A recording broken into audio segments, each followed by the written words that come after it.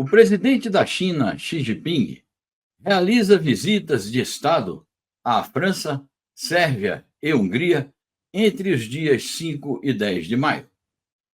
É a sua primeira viagem à Europa em 5 anos. Uma oportunidade para reforçar os laços com países do continente.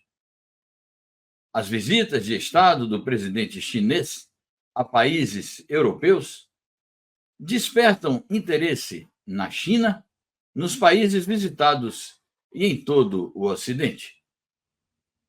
O professor de Relações Internacionais, Diego Pautasso, analisa a viagem do presidente chinês à Europa no quadro das atuais mudanças geopolíticas. Acompanhe. A visita do Xi Jinping à Europa, ela tem um papel muito importante por diversas razões. A primeira, obviamente, são dois grandes polos de um mundo que emerge nesse contexto aí de uma crescente multipolarização. Do ponto de vista da China, é absolutamente fundamental estender a Rota da Seda para além da Ásia Central, da Ásia, e alcançar com mais intensidade os países europeus, né? Dado que esse é o projeto fundamental que pavimenta, digamos assim, uma globalização com características chinesas.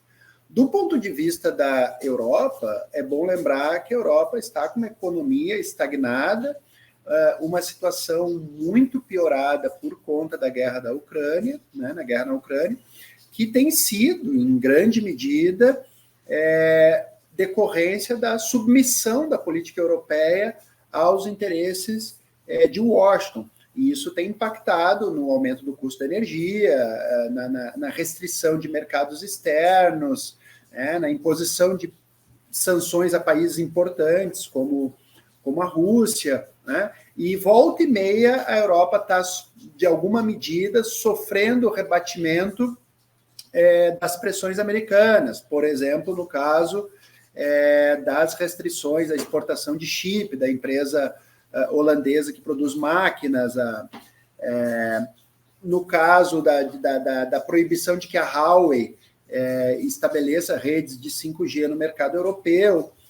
Mas a Europa está premente de investimentos, está premente da expansão do mercado chinês, e as relações, de uma maneira geral, dos principais países europeus com a China, França, Alemanha, são boas. A questão é que, de novo, os Estados Unidos representam um elemento de ruído, né, de inflamação nas relações sino-europeias. Portanto, eu imagino que esse giro do Xi Jinping, sobretudo na França, né, que é um dos motores geopolíticos e geoeconômicos da Europa, tenha um papel de reestabelecer em níveis mais avançados a cooperação bilateral, bilateral que eu digo da União Europeia com a China, né? E com isso consiga escapar às diversas restrições que, de alguma maneira, são impostas, sobretudo pela Casa Branca, né?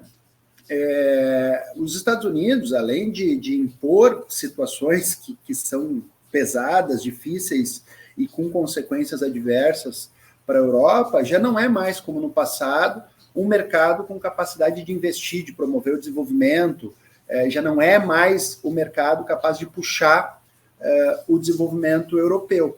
Então, eu acredito que no médio e longo prazo, a reorientação da Europa em direção do Atlântico para a Eurásia e para o leste da Ásia, certamente é um elemento determinante para os caminhos que a nova ordem mundial deverá se configurar, né? Esse é o X da questão.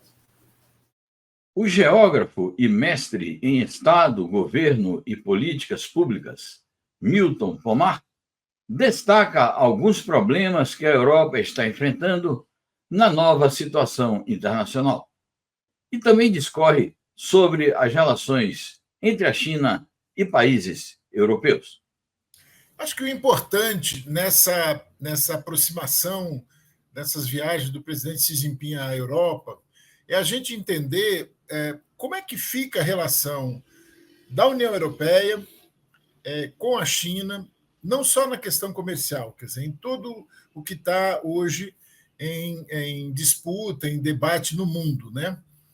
Primeiro, eu acho que é importante a gente lembrar que a Europa, os principais países europeus, eles invadiram a China no século passado, no início do século passado, eles saquearam a China, queimaram prédios na China, escravizaram gente, mataram.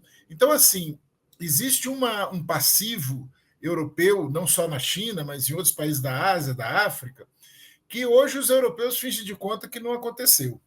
A outra coisa é que a Europa é hoje um continente decadente, do ponto de vista econômico, do ponto de vista populacional. E essa é uma questão importante, quer dizer, existe uma tentativa da União Europeia de ainda se manter no mesmo nível que ela vinha já nos últimos 40, 50 anos, desde lá o início da Organização Mundial do Comércio, mas, inevitavelmente, a Europa vem num processo de decadência e vai continuar, né? Diminuindo a população, um envelhecimento populacional. E essa situação na relação com a China se reflete no quê? Num certo desespero da Europa, primeiro, do ponto de vista ideológico, de contestar o socialismo de mercado, o socialismo com características chinesas, de dizer que a China não é uma economia de mercado, e, com isso, tentar, através da OMC, tentar exigir que a China não venda seus produtos tão baratos como a China consegue vender, porque eles dizem que a China está fazendo dumping. Só que eles querem julgar essas diferenças comerciais com a China em tribunais da própria União Europeia. E a China quer julgar dentro da China. Se ela está sendo atacada, ela quer julgar lá dentro. Essa é uma questão importante, porque aí nós estamos discutindo patentes, nós estamos discutindo todas as questões ligadas, por exemplo, ao aço, aos veículos elétricos. Então, assim, conforme a China avança no sentido de se tornar uma potência em termos tecnológicos, no sentido de se consolidar como a maior economia do mundo, evidentemente a União Europeia vai continuar gritando e tentando reagir da pior maneira, porque ela poderia ter uma outra relação, como a China vem propondo com a questão da humanidade compartilhada, essa coisa toda, que é uma maneira de ser solidário e de tentar que o desenvolvimento mundial caminhe numa perspectiva mais harmoniosa, que não seja o tempo todo esses confrontos, como os Estados Unidos, por exemplo, sempre faz, né? Tenta levar a coisa sempre na ponta da faca. Eu acho que é muito importante que nessas viagens do presidente Xi Jinping à Europa, ele vai também demonstrando, com o seu diálogo, o que a China, aonde a China quer chegar e como é que a China quer fazer isso junto com os outros países e não contra os outros países, né? No caso francês, por exemplo, a China é o maior consumidor de vinho, e essa é uma questão muito importante, não só da China, no caso da Europa, da Espanha, de Portugal, da Itália. A China é uma grande consumidora de produtos desses países. Então, eu espero que essas viagens consigam melhorar o relacionamento entre a China e os países da União Europeia.